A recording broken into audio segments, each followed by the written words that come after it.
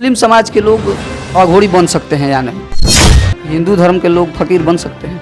हाँ, हिंदू धर्म में बहुत सारे फकीर। अघोरी लोग शमशान घाट पे ही रहते हैं और शमशान घाट में रहना पसंद करते हैं, तो आखिर क्या रीजन है कि शमशान घाट में रहना पसंद करते हैं? से किसी का भेद विभेद नहीं होता है। शमशान में रहने पे वैराग्य की भावना बढ़ती है। देखिए, अच्छा जीवन जीने के लिए अगर कोई साधु बनता है तो उसका जीवन बहुत ही बुरा हो जाता है। नमस्कार साथियों, आप BS4 देख रहे हैं और BS4 में आपका स्वागत करते हैं। अभी आपको बता दें कि हम डुमरिया पुल के बगल में एक नदी का किनारे बांध आता है, उसी बांध पे मौजूद हैं और आपको बता दें कि हमारे साथ एक महाराज जी मौजूद हैं। इनसे तमाम बातचीत करेंगे। सबसे पहले महाराज जी का स्वागत करते हैं। जय माँ, धन्यवाद। सबसे पहले आपका नाम जानना चाहेंगे, क्या नाम? महर्षि आलोकानंद। महर्षि आलोकानंद जी हैं। कहाँ से बिलोंग करते हैं आप? हम तो साधु हैं, अब तो यहाँ रहते हैं 4 साल से, तो इसी जगह से। मतलब घर परिवार तो होगा ना पहले? नहीं। जन्मभूमि मेरी बिहार पूर्वी चंपारण है। अच्छा, पूर्वी चंपारण है जन्मभूमि। और मैं कामरूप कामाख्या में 1998 से रहता था और भारतवर्ष भ्रमण के क्रम में मैं इस क्षेत्र से गुजर रहा था, तो फिर मैंने देखा और यह जगह मुझे अच्छा लगा और फिर मैंने यहाँ पे आश्रम का निर्माण किया। आप सिद्ध कहाँ हुए? साधु किसी खास जगह पे सिद्ध नहीं होता है और सिद्धि का कोई अंत नहीं है। नहीं, जैसे आप लोगों में गुरु जी होते हैं, हाँ, तो गुरु जी का स्थान होता है, वहीं पे लोग सिद्ध होते हैं। देखिए, गुरु दीक्षा होती है जी, गुरु दीक्षा होती है। गुरु स्थान पे गुरु जब दीक्षा देता है तो व्यक्ति स्वयं सिद्ध हो जाता है। तो हमारे गुरु मानसरोवर साइड में तिब्बत में आता है, वहाँ पे रहते हैं और हमारी दीक्षा उसी जगह हुई है। साधु, संत, जोगी, फकीर, इनमें अंतर क्या होता है? साधु, संत, जोगी, फकीर। फकीर जो होता है वह किसी आश्रम में नहीं रहता है जी, ठीक है। और जोगी जो होता है वह योग को प्राथमिकता देता है, सिर्फ योग करेगा। और संत हर एक चीज़ों को अपने आप में समाहित कर लेता है। संत के ज्ञान का अंत नहीं होता है, वह हर एक ज्ञान को अपने अंदर रखता है। और क्या पूछे हैं? जैसे साधु, संत, जोगी, फकीर हम आपसे पूछे। हाँ, तो बता दिए। इसमें धर्म के हिसाब से लोग होते हैं क्या? नहीं, साधु, संत, योगी, फकीर हर एक धर्मों में होते हैं जी। माने सनातन के हर एक पंथों में होते हैं। सनातन के हर एक पंथों में साधु भी होते हैं, जोगी भी होते हैं, फकीर भी होते हैं। जैसे कि आपको योगी ज़्यादातर नाथ पंथ में मिलेंगे, फकीर आपको सब में मिलेंगे। नई जो दीक्षा होती है उनको साधु बोला जाता है, जिनको कंठी लेना है उनको साधु बोला जाता है, वे सब साधु कहलाते हैं। अच्छा महाराज जी, ये जो आप जो वस्त्र पहने हैं, ये कलर भगवा है और इस कलर को व्यक्तिगत देखा जाए तो कौन लोग ज़्यादा यूज करते हैं? संत ही यूज करते हैं। जो कपड़ा आप यूज कर रहे हैं? नहीं, जो हम लाल वस्त्र पहने हुए हैं, लाल वस्त्र प्रायः जो देवी के उपासक होते हैं, जो शक्ति की उपासना करते हैं, वही यूज करते हैं।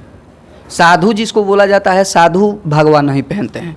हम जहाँ तक कि जानते हैं, हम अपना बात बता रहे हैं। हाँ, बोलिए। कई लोग कहते हैं कि साधु जिसको बोला जाता है, जो इसे मठ उठ में रहते हैं, उनको साधु बोला जाता है, तो वो लोग भगवा यूज नहीं करते हैं। जिसकी भी दीक्षा हो जाती है, जो अखाड़े में प्रवेश कर जाता है, उसको साधुता की भाषा में महापुरुष कहा जाता है। लेकिन वह जो है आपको 100% भगवा का यूज कर सकता है और करते भी हैं और करना भी चाहिए। जो समाज से अलग हो जाता है, जो अपने घर परिवार से अलग हो जाता है, वह भगवा का यूज कर सकता है। आप किस अखाड़ा से आते हैं, नाम बता दीजिएगा? अटल अखाड़े से आते हैं। अटल अखाड़ा से आते हैं। हाँ, अटल अखाड़ा से। अच्छा, जैसे कहा जाता है कि जैसे आप बोल रहे हैं कि हम अघोरी हैं, अघोरी लोग शमशान घाट पे ही रहते हैं और शमशान घाट में रहना पसंद करते हैं, तो आखिर क्या रीजन है कि शमशान घाट में रहना पसंद करते हैं? शमशान में राजा, रंक, फकीर सब एक समान होते हैं जी। शमशान मुक्ति का मार्ग होता है।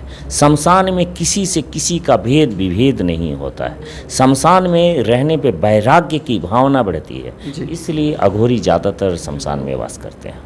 हम एक सवाल आपके एक सवाल पूछे थे भाई साहब, तो आप जवाब दिए कि जो लोग जैसा कर्तव्य करते हैं वैसा ही ऊपर मिलता है। हाँ, यह निश्चित रूप से। तो हमारे कहने का मतलब है, ये बुरा न मानिएगा कि आप लोग जैसे साधु संत हैं, तो आप लोग तो जब जाते हैं आप लोग भी मरते हैं। जो इस दुनिया में जन्म लेता है, जो धरती पर जन्म लेता है, वो मरता है निश्चित रूप से। अगर आप लोग मरते हैं तो क्या आपकी जन्म मनुष्य में होती है? यह तो संत के तपस्या के ऊपर निर्भर करता है। यानी कि जो तपस्या करता है उसका जन्म सही जगह पे होता है और मनुष्य में होता है। हाँ, मतलब अगर तपस्या की पूर्णता को, अध्यात्म की ऊंचाइयों को अगर छू लेता है तो उसकी मुक्ति हो जाती है, तो वह फिर उसका तो जन्म नहीं होगा। लेकिन जिसके तपस्या में कमी रह जाती है उसका जन्म होता है, लेकिन प्रायः अच्छे जगह जन्म होता है, अच्छे परिवार में होता है, और वहाँ जन्म लेकर पुनः जैसे वह किसी संत से उसका टकराव होगा अगले जन्म में, तो फिर उसके अंदर वैराग्य की भावना जागेगी और फिर वह संत बन जाता है। बाकी जो लोग हैं, देखिए इस दुनिया में जितने भी लोग हैं सभी लोग ये चाहते हैं कि हम सुकून से जिए, सुकून से खाए, सुकून से रहें।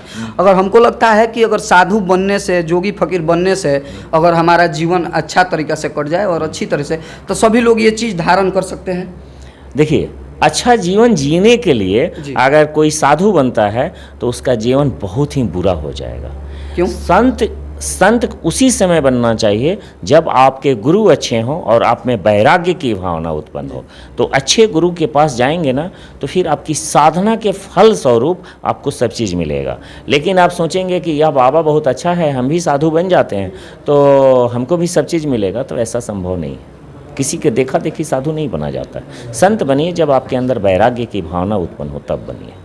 अघोरी लोग जो होते हैं, देखा जाता है कि आदमी का जो शरीर होता है, जो मस्तक होता है, उसको बहुत रखते हैं अपने पास। क्या आप भी रखे हैं उस तरह की चीज़ें? मेरे असम वाले आश्रम पे वह सब चीज़ें हैं, ठीक है। मैं यहाँ वह नहीं रखा हूँ। यह जैसे दीक्षा होती है, तंत्र की प्रारंभिक अवस्था जो होती है ना, तंत्र की प्रारंभिक अवस्था, उसमें इन सब चीज़ों की ज़रूरत पड़ती है। नर कपाल की सिद्धि के लिए उन सब चीज़ों की ज़रूरत पड़ती है। लेकिन जब वह तो बहुत प्राचीन बात हो जाती है, लेकिन वर्तमान समय में उसकी मुझे ज़रूरत नहीं है। जब ज़रूरत थी तो मैं रखा था, अभी नहीं रखा हूँ। साधु संत अघोरी लोगों से आम लोगों को क्या लाभ होता है?